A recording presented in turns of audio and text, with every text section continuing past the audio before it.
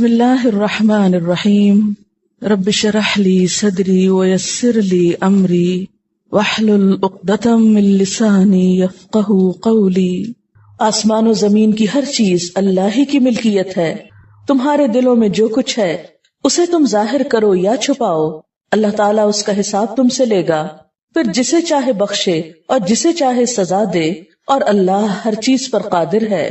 رسول ایمان لائے اس چیز پر جو اس کی طرف اللہ تعالیٰ کی جانب سے اتری، اور مومن بھی ایمان لائے، یہ سب اللہ تعالیٰ اور اس کے فرشتوں پر اور اس کی کتابوں پر اور اس کے رسولوں پر ایمان لائے، اور کہا اس کے رسولوں میں سے ہم کسی میں بھی تفریق نہیں کرتے۔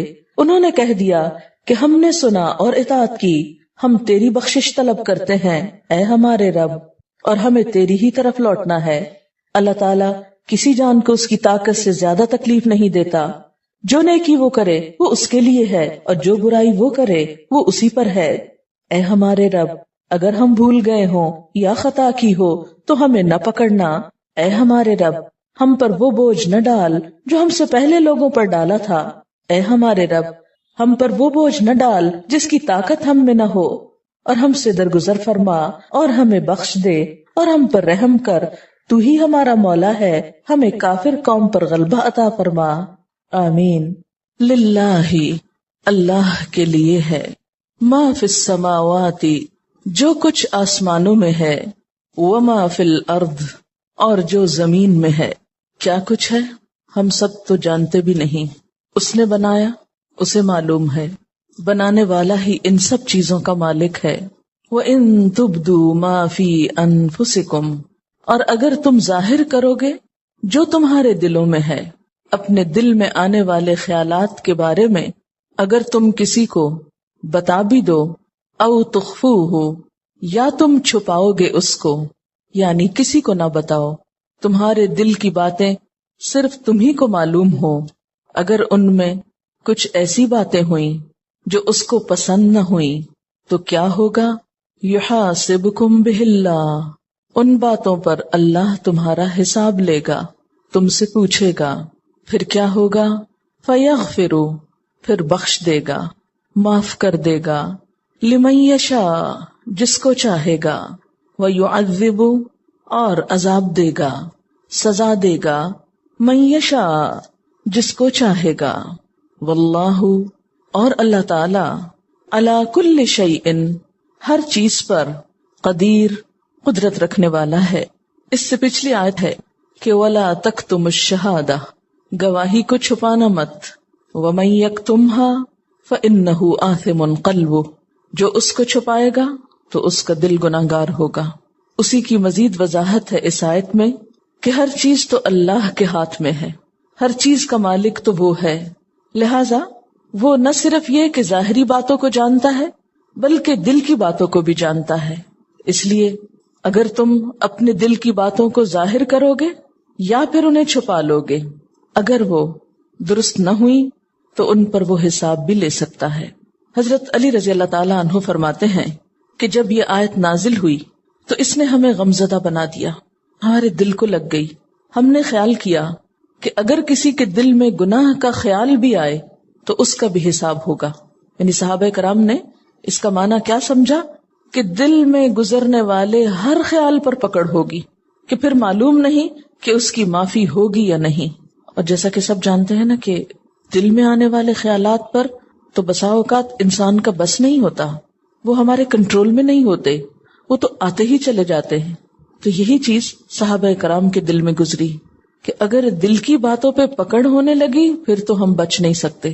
چنانچہ صحابہ کرام آپ صلی اللہ علیہ وسلم کے پاس آئے اور اپنی یہ فکر اور پریشانی آپ سے کہی۔ آپ صلی اللہ علیہ وسلم نے فرمایا، کہو ہم نے سنا اور ہم اطاعت کرتے ہیں، سمعنا و اطعنا۔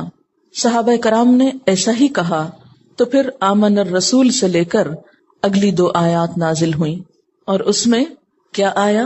لا یکلف اللہ نفسا الا وسعہا، اللہ تعالیٰ کسی شخص کو تکلیف نہیں دیتا مگر اس کی وسعت کے مطابق۔ یعنی اگر کسی کے بس میں نہیں کسی وسوسے کو کنٹرول کرنا، کسی خیال کو روکنا، تو اس پر پکڑ نہیں ہوگی۔ بنیادی طور پر اگر ہم غور کریں تو ہمارے سامنے یہ بات آتی ہے کہ ہمارے دل میں آنے والے خیالات دو طرح کے ہوتے ہیں. ایک غیر اختیاری، جن پر ہمارا کچھ بس اختیار نہیں ہوتا، کیونکہ دماغ ایک ایسی چیز ہے یا دل ایسی چیز ہے جو ہر وقت کام کرتی، سوتے میں بھی اور جاگتے میں بھی کچھ نہ کچھ خیالات کا تانا بانا ہر وقت لگا ہی رہتا ہے. تو کچھ ایسے خیال ہوتے ہیں کہ جو ہماری مرضی، ارادے، کسی نیت کے بغیر ہی آتے چلے جاتے، ہم انہیں روک بھی نہیں سکتے، ہم ان کو اپنے اندر سے بسا اوقات نکال بھی نہیں سکتے. وہ بعض اوقات وسوسہ ہو سکتے ہیں جس میں اللہ تعالیٰ کے بارے میں، اس کے نیک بندوں کے بارے میں، اس کے احکامات کے بارے میں کوئی برا خیال دل میں آ جائے. انسان ساتھ ساتھ توبہ توبہ کرتا ہے، لیکن وہ خیال ہے کیسے بجلی کے کرنٹ کی طرح اگر ہاتھ پڑ گیا تو اس نے پکڑ ہی لیا، آپ کو چھوڑنے کو نہیں مانتا. تو ایسے خیالات جن پر انسان کا کوئی ارادہ اور اختیار نہیں، ان پر پکڑ نہیں. دوسری قسم کے خیالات وہ خیالات ہیں جو انسان کے ارادے اور اختیار پر مبنی ہیں، چاہے تو انہیں دل میں رکھے، چاہے تو نکال دے. پکڑ ایسے ہی خیالات پر ہے. غیر اختیاری، غیر ارادی، قدرتی طور پر آنے والے خیالات اور جن میں وسوسہ بھی ہے.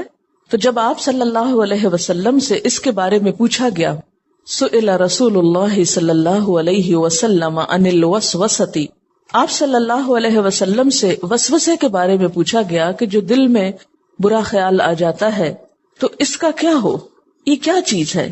کیونکہ صحابہ میں سے بعض نے یہ بھی کہا تھا کہ ہمارے دل میں بعض اوقات اتنا برا خیال آ جاتا ہے کہ ہمارا جی چاہتا ہے کہ ہم جل کے کوئلہ ہو جائیں، لیکن وہ خیال نہ ہم کو آئے، مگر پھر بھی ہمارا بس ہی نہیں چلتا اس پر، ہمارے نہ چاہنے کے باوجود وہ آتا چلا جاتا ہے. تو آپ صلی اللہ علیہ وسلم نے جواب میں کیا فرمایا؟ فقال تلک صریح الایمان، یہ صریح ایمان کی علامت ہے، یعنی یہی تو ایمان ہے. کیونکہ چور اور ڈاکو وہیں پر تو آتے ہیں جہاں کچھ مال و دولت ہوتا ہے، تو وسوسے اسی دل میں آئیں گے جہاں کوئی ایمان ہوگا، جہاں کوئی خیر ہوگی. تو ایمان بھی ایک بہت بڑی دولت ہے نا. اس لیے جہاں ایمان ہوگا، جہاں نیکی کا شوق ہوگا، جہاں کوئی خیر اور بھلائی کی چیز ہوگی، شیطان وہیں آئے گا اور آ کے دل کو برا کرے گا. نہیں نہیں، چھوڑو چھوڑو، یہ تم کیا کر رہے ہو. مثلاً آپ کا دل چاہ رہا ہے آپ کوئی اچھا کام کریں، لیکن شیطان کو کب پسند ہے کہ آپ کوئی اچھا کام کریں؟ تو وہ آپ کو آ کر اس اچھے کام کے بارے میں کوئی شک ڈال دے گا، کوئی فائدہ نہیں اس کا، وہ فلاں نے کیا تھا، اس کو بڑا نقصان ہوا تھا. تو نتیجہ کیا ہوگا؟ آپ وہیں بیٹھ جائیں گے. اسی لیے قل اعوذ برب الناس میں کیا پناہ مانگی گئی ہے؟ من شر الوسواس الخناس، وسوسہ ڈالنے والے کے شر سے اللہ تو مجھ کو بچا، جو پلٹ پلٹ کے دل میں خیال ڈالتا ہے. الذی یوسوس فی صدور الناس، جو لوگوں کے دل میں، انسانوں کے دل میں وسوسے ڈالتا ہے. من الجنۃ والناس، ایسے وسوسے بسا اوقات جنات کی طرف سے ہوتے ہیں اور جن سے مراد یہاں شیطان ہے، اور بسا اوقات انسانوں کی طرف سے بھی ہوتے ہیں. کیونکہ آپ نے دیکھا ہوگا کہ کئی دفعہ آپ بہت اچھا کام کرنا چاہتے ہیں، لیکن اتنے میں آپ کی ملاقات کسی ایسے انسان سے ہو جاتی ہے جو اس اچھے کام کے بارے میں آپ کا ارادہ اور نیت بدلا دیتا ہے. آپ گھر سے نکلتے ہیں ایک اچھی نیت لے کر، مثلا آپ آئے ہیں پڑھنے کے لیے، بڑے عزم و ارادے سے، بڑے جذبے سے، بڑے شوق سے، بڑی قربانی کر کے. بسا اوقات کیا ہوتا ہے، آپ کی دوستی، آپ کا تعلق کسی ایسے انسان سے ہو جاتا ہے کہ جس کو نہ خود پڑھنے کا شوق ہے نہ آپ کو پڑھنے دینا چاہتا ہے. لہٰذا وہ کوئی نہ کوئی ایسی باتیں آپ کے ذہن میں ڈالتا رہے گا کہ آپ کا پڑھائی سے دل اچاٹ ہو جائے گا، اور بالآخر وہ ساری سیکریفائسز اور سارے جو آپ کے منصوبے اور پلان اور بڑی اچھی اچھی خوبصورت نیتیں تھیں وہ سب بیٹھ جائیں گی. تو اس لیے اللہ تعالیٰ کو پتا تھا کہ یہ کام صرف شیاطین نہیں کرتے، انسان بھی کرتے ہیں. اس لیے یہ دعا سکھائی گئی کہ اللہ کی مدد کے ساتھ ہی ان چیزوں پر قابو پایا جا سکتا ہے. پھر اسی طرح غیر اختیاری خیالات جو ہیں، جو ہماری مرضی سے نہیں آتے، ان کے بارے میں نبی صلی اللہ علیہ وسلم نے فرمایا، ان اللہ تجاوز لی عن امتی ما وسوست به صدورها ما لم تعمل او تتکلم، متفق علیہ. اللہ تعالیٰ نے میری امت سے جی میں آنے والی باتوں کو معاف کر دیا ہے، دل میں آنے والے خیالات کو معاف کر دیا ہے. البتہ ان پہ پکڑ اس وقت ہوگی جب ان پہ عمل کیا جائے، یا جن کا اظہار زبان سے کر دیا جائے. یعنی اگر آپ کے دل میں کوئی برا خیال آ رہا ہے اور آپ کہتے ہیں ادھر آؤ میں تم کو سناؤں، آپ اس کو بول دیتے ہیں. مثلا آپ کے دل میں نعوذ باللہ کوئی کفریہ خیال آ رہا ہے، اللہ تعالیٰ کی ذات کے بارے میں کوئی بدگمانی آ رہی ہے، اللہ معاف کرے اس چیز سے بچائے، یا کسی انسان کے بارے میں آ رہی، تو جب تک وہ دل میں بغیر ارادے اور بغیر نیت کے آ رہی ہے چیز، اللہ تعالیٰ اس کو معاف کر دے گا. لیکن اگر آپ دوسروں کو بھی وہ اپنے خیالات بتانے بیٹھ گئے اور وہ کفریہ کلمات زبان سے بولنے لگے، یا آپ کو کسی انسان کے بارے میں کوئی بدگمانی ہے تو آپ بغیر کسی تحقیق اور بغیر کسی حقیقت کے اس کا ذکر لوگوں میں کرنا شروع ہو گئے محض گمان اور خیال کی بنیاد پر، تو اس کلام پر بھی پکڑ ہوگی، پھر پوچھ ہوگی. یا یہ کہ محض کلام نہیں، آگے بڑھ کے ایکشن بھی لے لیتے ہیں. مثلا آپ کے دل میں کسی کے بارے میں برا خیال آیا، آپ آؤ دیکھتے ہیں نتاؤ دیکھتے ہیں، وہ سامنے آیا تو آپ اس کو ایک دو لگا دیتے ہیں. اب کیا ہے، اس کو پتہ ہی نہیں کہ بات کیا ہے. بچوں کے ساتھ عام طور پہ ایسا کرتے نا، کوئی چیز اپنی جگہ سے ہلی ہوئی دیکھی تو دل میں خیال ہے یہ فلاں بچے کا کام ہوگا، اس سے پوچھا بھی نہیں کہ تم نے چیز اٹھائی یا نہیں اٹھائی، رکھی یا نہیں رکھی. تو کیا کرتے ہیں، جو ہی وہ آتا ہے اس کو ڈانٹنا شروع کر دیتے ہیں. صرف ڈانٹے بھی نہیں، بعض کا کان پکڑ لیتے ہیں اس کے. تو یہ جو عمل ہے خواہ بچے کے ساتھ ہی کیا جائے، یہ نہیں کہ بچے ہمارے ہیں تو ہماری پراپرٹی ہیں، جیسے چاہیں ان کو معاملہ کریں. نہیں، اگر بچوں کے ساتھ بھی اس طرح کی ناروا زیادتی کی تو اس میں بھی پوچھ ہو سکتی. تو جو بھی خیالات آ رہے ہیں، چاہے ظاہر کرو یا چھپا کے رکھو، ان پہ اللہ محاسبہ کرے گا. پھر محاسبہ کن خیالات پہ ہوگا؟ یہاں کن خیالات کی بات ہے؟ وہ خیالات شرک، اللہ کی ذات میں شک، کفر، منافقت، ان چیزوں پر ہے. کیونکہ ان سب کا تعلق بھی ہمارے خیال سے ہی ہے نا، ہمارے ارادے سے ہی ہے. تو وہ مضبوط عزائم، پکے ارادے، دل کے فیصلے جو کسی غلط بات کے لیے ہوں، ان پر پکڑ ہوگی. مثلا ایمان کہاں ہے آپ کا؟ دل میں ہوتا ہے نا. اب مثلا آپ کہے میں مسلمان ہوں، مجھے تو نہیں پتا، آپ تو زبان سے کہہ رہے ہیں، میں تو یقین کر لوں گی، لیکن اللہ کو پتا کہ دل میں کیا ہے. تو ایمان بھی دل کا فعل ہے نا. اب اگر ایک شخص زبان سے کہہ رہا ہے لیکن دل میں وہ کفر رکھے ہوئے ہے، تو زبان سے کہنا اس کو کچھ فائدہ نہیں دے گا. کس کی بات مانی جائے گی؟ کہ اس کے دل میں کیا ہے. اسی طرح منافقت کیا ہے؟ کہاں ہوتی منافقت؟ دل میں ہوتی. فی قلوبہم مرض، ان کے دلوں میں بیماری ہے. اسی طرح آپ دیکھتے ہیں کہ اخلاق کی کچھ باتیں ایسی ہیں جن کا تعلق انسان کے دل سے ہوتا ہے. مثلا صبر، تواضع، عاجزی، انکساری، قناعت، سخاوت، یہ سب کچھ کیا ہے؟ دل میں ہوتا ہے نا. اسی لیے حدیث میں آتا ہے کہ جب انسان کسی اچھے کام کی نیت کر لیتا ہے، ابھی وہ کام کیا نہیں اس نے، تو نیت پر بھی ثواب لکھ لیا جاتا ہے، وہیں سے مارکنگ شروع ہو جاتی. اور اگر وہ کر لیتا ہے تو کم از کم 10 گنا اجر ملتا ہے، اور زیادہ سے زیادہ تو پھر اللہ تعالیٰ کے ہاتھ میں ہے، جتنا چاہے دے. اچھا، اسی طرح آپ دیکھیں کہ بعض گناہ جن پر پکڑ ہوگی اور وہ دل کے گناہ ہیں. مثلا حسد، آپ کسی سے جیلس ہوتے ہیں. اسی طرح تکبر، کہاں ہوتا ہے تکبر؟ اس کا مقام کہاں ہے؟ دل میں ہے نا. آپ اپنے آپ کو بڑی شے سمجھتے. پھر اسی طرح بغض کہاں ہوتا ہے؟ دکھائیں؟ نہیں دکھا سکتے، اس لیے کہ دل میں ہی ہوتا ہے، اگر کسی سے ہو، اللہ نہ کرے. پھر دنیا کی محبت کہاں ہوتی؟ دل میں ہوتی. حرص، لالچ، یہ سب چیزیں کہاں ہوتی؟ دل میں. اس لیے جس دل میں یہ سب کچھ بھرا ہوا ہو، اس دل کے خیالات پر بھی پکڑ ہو سکتی ہے. پھر اللہ کے ہاتھ میں ہے کیا؟ فَيَغْفِرُ لِمَن يَشَاءُ، جسے چاہے معاف کر دے. ان چیزوں کے باوجود بھی جسے چاہے معاف کر دے. اور وَيُعَذِّبُ مَن يَشَاءُ، جسے چاہے عذاب دے دے. اس کا کیا مطلب ہے؟ اس کا مطلب ہے پھر تو انسان کو کچھ بھی نہیں کرنا چاہیے، یا پھر جو دل میں آئے کرنا چاہیے، کیونکہ پتہ نہیں کس کو معاف کر دے اور کس کو وہ چھوڑ دے. نہیں، اس کا مطلب یہ ہے کہ اس سے اللہ تعالی کا مکمل اقتدار اور مکمل مالک ہونا ہمارے سامنے آتا ہے کہ ہر چیز کا مالک وہ ہے.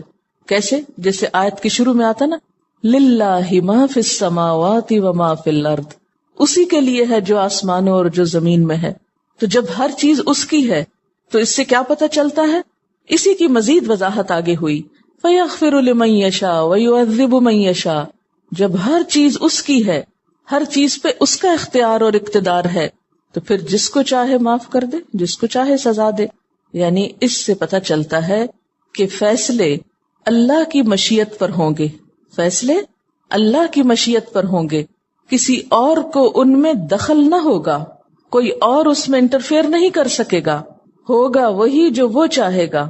لیکن اس کا یہ مطلب نہیں کہ اس کی مشیت کے لیے کوئی قاعدہ یا ضابطہ نہیں، وہ نعوذ باللہ اندھا دھند فیصلہ نہیں کرے گا. ہر شخص جو ڈیزرو کرے گا اس کے مطابق ہی وہ اس کے ساتھ معاملہ کرے گا. اس سے تو کسی ظلم کا تصور بھی نہیں کیا جا سکتا. جیسے آتا نا وما انا بظلام للعبید، ما انا نہیں ہوں میں بظلام ظلم کرنے والا، للعبید بندوں کے لیے. ایک اور جگہ پر آتا ہے لا یسأل عما یفعل وہم یسألون، وہ نہیں پوچھا جا سکتا. کون؟ اللہ تعالیٰ. کس کے بارے میں؟ جو وہ کرتا ہے. وہم یسألون، اور سب لوگ سوال کیے جائیں گے. انسانوں سے تو پوچھا جائے گا لیکن اللہ تعالیٰ سے کوئی نہیں پوچھ سکتا. پھر آپ دیکھیے کہ پیچھے جو آیت الکرسی گزری ہے اس میں بھی کیا ہے؟ انہی صفات کا ذکر ہے. آیت الکرسی کیا ہے؟ دراصل اللہ تعالیٰ کا ایک تعارف ہے، اس کے علم، اس کی ملکیت، اس کی قدرت، انہی چیزوں کا ذکر ہے نا. تو اس آیت میں بھی آپ دیکھیں کیا ہے، للہ ہی میں ملکیت ہے، پھر یغفر لمن یشاء میں اس کی قدرت ہے، اور پھر واللہ علی کل شیء قدیر، اور اللہ تعالیٰ ہر چیز پر قدرت رکھنے والا ہے. اور ان تبدوا ما فی انفسکم او تخفوہ، اس میں کیا ہے؟ اس کے علم کا اظہار ہے. تو آیت الکرسی میں بھی اس کی یہی صفات بیان کی گئی ہیں. اس کے بعد سورۃ البقرہ کی آخری 2 آیات جن کی بہت فضیلت آتی ہے احادیث میں. نبی صلی اللہ علیہ وسلم کو معراج کی رات جو 3 چیزیں ملی ان میں سے ایک سورۃ بقرہ کی یہ آخری 2 آیات بھی تھی. نبی صلی اللہ علیہ وسلم جب آسمانوں پر تشریف لے گئے تھے معراج کے موقع پر، تو اس وقت یہ 2 آیتیں بھی آپ کو دی گئی تھیں. یہ صحیح مسلم کی روایت ہے. اسی طرح ایک اور روایت میں آتا ہے کہ اس سورت کی آخری آیات آپ صلی اللہ علیہ وسلم کو ایک خاص خزانے سے عطا کی گئیں. کہاں سے عطا کی گئیں؟